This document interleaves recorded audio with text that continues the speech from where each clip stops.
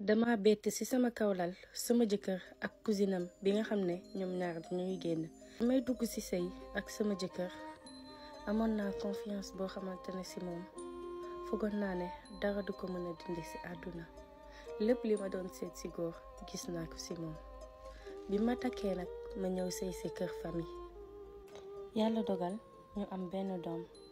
quelque temps après sama jëkkër ma seetlu ci moom ay changement ma mëne sama enquête ma gis ne dafa am gel. bu amoon gel feneen sax ñu mën a wax waaye ci kër gi ñu dëkk ci la sama jëkkër am gel. cousinam bu sëy ba tas lay nekkal. bi ma ko gisee mu metti ma loolu lu nekk def naa ko ñibbi naa sax suñu kër.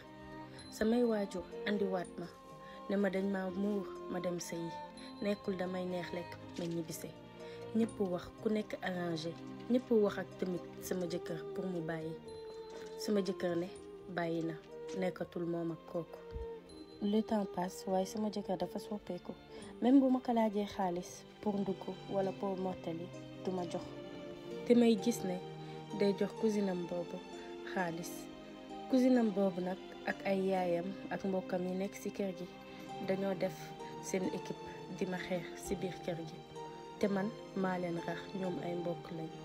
waaye li ma gën a rey mooy bés dama jóge marché ma ubbi sama buntu nekk fekk ko fa moom ak cousinam bi. sama àdduna tukki xaw ma nu may def xaw ma lu may wax. ma woowaat samay waajur ñu ne ma dinga toog sëy.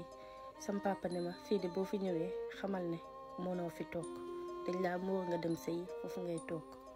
instant bi sës naa sës boo xamante ne gis sama jëkkër ak gis samay butit laa yemale te it xaw ma nan laa war a def pour génne ci relation bi wala dama war a muñ ndax loolu lañ may wax nee nañ ma loo muñ mu jeex.